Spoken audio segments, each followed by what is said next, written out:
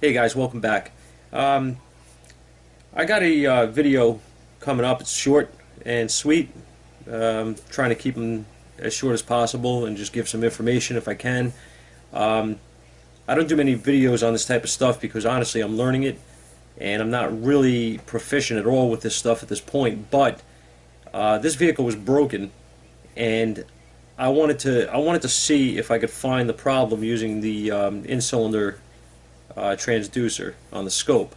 So my idea was initially just to try to get some learning out of it, but what I ended up doing was initially posting up the results on some Facebook groups and got a lot of feedback. I was kind of surprised.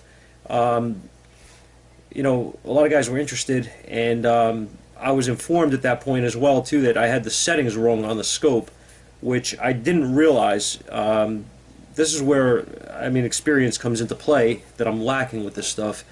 Not only do you have to understand what you're seeing with the waveforms, but you have to understand the variances, you know, in them as well. Well, let me explain. On this particular truck, I took a waveform on a good cylinder, and the waveform was fine. I didn't see any issues there. When I took the waveform of the bad cylinder, it clipped the bottom of the waveform. I was still able to I still was able to realize the problem on this truck, but it was not showing everything it should have been showing. Okay, and I didn't realize that. I thought it was because of the broken part in the vehicle that was causing this waveform to do this, until a couple of guys had brought to my attention that that wasn't the case, and it was indeed a setting, and because the other cylinder was working, it was not dropping into as deep of a vacuum, okay, as the cylinder that was broken. So again, this was my fault for not knowing enough, and I don't have that waveform to show you. But what I did was I had already diagnosed this truck. I took it apart, confirmed the problem, ordered the part to fix it, and I'm going to go through everything and show you guys on the video, but I just wanted to do a little bit of explaining before we get that far. I did not show the initial waveform that's clipped on the video. It's of no use to you guys, especially if you don't understand this stuff and you're learning or whatever like I am. You need to see the correct waveform. So in any case, what I did was I took a new waveform this morning on this thing before I did any work on it, and I posted that up on the Facebook group so the guys could see the actual entire waveform that's not clipped. And then we're going to go, as the video continues, we're going to go through fixing it and showing the after result of the fix. Alright guys, welcome back. I have a 2003 Ford Ranger that's down here. A buddy of mine next door bought this. Bought it relatively cheap, misfire and running like crap, and he brought it over here a few months back when we were busy, and he asked me, he's like, could you take a quick look at it and let me know what you think? So I said, yeah, I said we could see what's going on with it. I said I got a few minutes. So I went out there, and the first thing I did on it was do a relative compression check on it, and that turned out ugly. So I found one cylinder had no compression. You know, I went over and told him. He said, hey, he said, I'm just going to get a motor for it. So I was like, okay. I said, no problem. I said, I'll push it outside. So we got it, we moved it outside and went back to work. At that point, basically forgot about the truck. It's been sitting outside. He's got other vehicles. It's just this, somebody bought as a toy or whatever. So no big deal. And I've been thinking about it. I wanted to go further with it. I wanted to see if I could find out what's going on with the truck, and I wanted to basically use it as a test bed because I'm trying to learn, as some of you guys know, I'm trying to learn this this in-cylinder stuff, and went to a couple of classes on it. I'm trying to pick up on it. I'm struggling with it. So I figured it's a good, it has no compression. It's a good. It's a good learning experience if nothing else. He doesn't really care much about the engine at this point. So we got slow this week, today, and I told him to pull it inside. I wanted to take a look at it. But we made arrangements to get it in, and first thing I did was, find which cylinder it was that was missing. It's number 2, and we got our pico scope hooked up with with a fluid pressure transducer in cylinder. This is where we are now. Again, I'm not, I'm learning this stuff.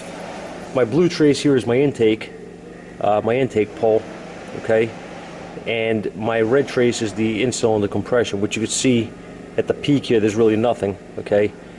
I do have excessive. I do have exhaust valve opening, okay, here. All right, the exhaust valve is working. You can see it's opening here. Here is where the intake valve should be opening, and all you're seeing is it's going down into a vacuum here. Okay, there's nothing. There's no intake valve working on this engine. So I said, wow, that's interesting. So I figured, well, got nothing to do, I may as well take the valve cover off and just take a look and see what's going on. So that's what we did next. I obviously wasn't filming this. I didn't even have my camera with me yesterday, so that was just not going to happen anyhow. But when I took the valve cover off, I found my rocker arm, which is obviously here, but there was no push rod in the motor. There was nothing in there, nothing at all. I went in there with a camera to take a look and see if I had any damage, and we had nothing. We had no damage done. There was no remnants of a broken push rod or anything like that somebody tried to clean out. There was nothing. So the unexplained missing push rod, I guess. Whatever the case is, I really don't know. Like I said, I'm trying to learn this stuff. I'm not very good with it at all. Doing my best to learn. So I did take a capture of a known good cylinder. Not that, I mean, obviously this has a dead hole, so it's broke, but I wanted to see the good cylinder. I didn't save the capture, so what we're going to do, though, is I'm going to put the push rod in, because they just showed up with it. They just showed up a few minutes ago.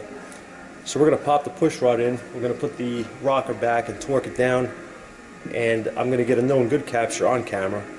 Well, I'm hoping it's going to be a known good capture. We have no idea what's going to actually happen here. There's a mystery right now. But hopefully the engine's going to be alright, and this is the only problem, that some knucklehead had this apart and forgot to put it back in. Which, your guess is as good as mine on that, but we're going to see. So if it works out, you're going to be here to join us while it works out. If it doesn't work out, well, you're going to get to see that too. So we'll see what happens. We'll get a capture as soon as I put the push rod in, and we'll see where we sit with this thing and if it's going to live or not. Hopefully it fixes it. Alright, so let me pop this in. I'm not going to bother filming this. I'm just going to pop it in, and we're going to see where this thing's... Alright, so push rod is in, rocker's back on. We're going to crank this bad boy up and see where we're at.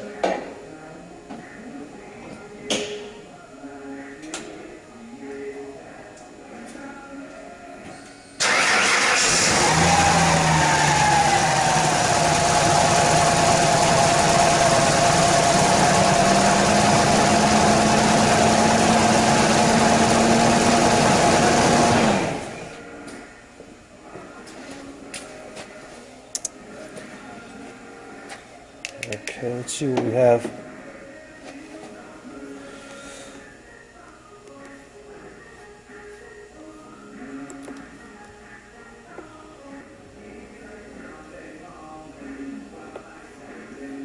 Would you look at that? We actually have compression.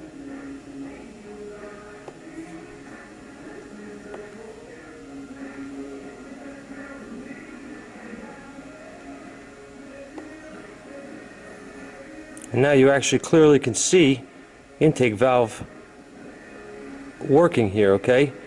So this is actually great news, or it looks to be great news.